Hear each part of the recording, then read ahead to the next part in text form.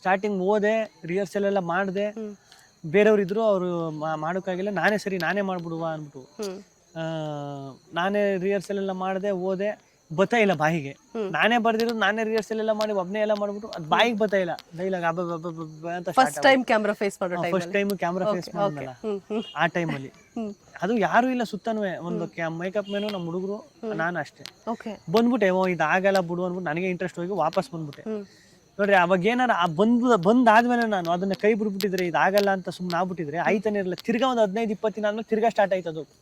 ಇಲ್ಲ, ಇನ್ನೊಂದಷ್ಟು ಚೇಂಜಸ್ ಮಾಡ್ಕೊಂಡು ಮತ್ತೆ ಹೋಗುವ ಶೂಟ್ ಮಾಡೋಕೆ ಅಂತ. ಅಲ್ಲೇನ್ ಈ ತಪ್ಪು ಮಾಡೋದು ಬೇಡ, ತಿರ್ಗಾ ಏನಾದ್ರು ಪ್ರಾಪರ್ ಆಗಿ ಪ್ಲಾನ್ ಮಾಡ್ಕೊಂಡು ಹೋಗಿ ಮಾಡ್ಕೊ ಬರುವ ಅಂತ. 2ನೇ ಸಲ ಹೋದಾಗ ವರ್ಕ್ ಅಂದ್ರೆ ಬಂತು. ಫುಲ್ ಪ್ರಾಕ್ಟೀಸ್ ಮಾಡ್ಕೊಂಡೆಲ್ಲ ಹೋದೆ, ಬಂತು ಚೆನ್ನಾಗಿ.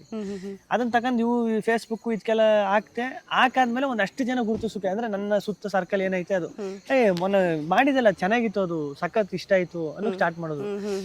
ಇದೊಂಥರ ಅಡಿಕ್ಷನ್ ತರ ಆಗ್ಬಿಡ್ತದೆ ನೋಡ್ರಿ. ನಿಮ್ಗೆ ಯಾರೇ ಯಾವ್ದೋ ಒಂದು ಕೆಲಸ ಮಾಡಿರ್ತೀರ, ನಿಮ್ನ ಅದು ಅಪ್ರಿಷಿಯೇಟ್ ಮಾಡ್ಬಿಟ್ರೆ ನಿಮ್ಗೆ ಅದು ಅಡಿಕ್ಷನ್ ತರ ಆಗ್ಬಿಡ್ತದೆ. ಅಪ್ರಿಷಿಯೇಷನ್ ಸಿಕ್ಸ್ ಇನ್ನೂ ಜಾಸ್ತಿ ಜನ ನನ್ನ ಅಂದ್ರೆ ಮಾತಾಡ್ಬೇಕು, ಅದು ನನ್ನ ಕೆಲಸನ ಹೊಗಳ್ಬೇಕು, ನಾನು ಮಾಡಿರೋ ಕೆಲಸನ ಅಂತ. ಅದಾದ್ಮೇಲೆ ಇನ್ನೊಂದ್ ಮಾಡ್ತೀನಿ ನಲ್ಲಿ ಮೂಳೆ ಅಲ್ಲಿ. ಅದಾದ್ಮೇಲೆ ಒಂದು 4-5-6 ಬ್ಯಾಕ್ ಟು ಬ್ಯಾಕ್ ಮಾಡ್ಕೊಯ್ತೀನಿ. ಒಂದಷ್ಟು ಜನ ಗುರುತಿಸೋಕೆ ಸ್ಟಾರ್ಟ್ ಮಾಡ್ತಾರೆ. ಅಲ್ಲಿಂದ ಮತ್ತೆ ಇದು ಸ್ಟಾರ್ಟ್ ಆಯ್ತದೆ ಚಾನೆಲ್ 2022 ಆ ಟೈಮಲ್ಲಿ. ಅಲ್ಲಿಂದ ಬ್ಯಾಕ್ ಟು ಬ್ಯಾಕ್ ಶೋಗಳು ತಿರ್ಗಾ. ಅಲ್ಲಿಂದ ಬಿಗ್ ಬಾಸ್.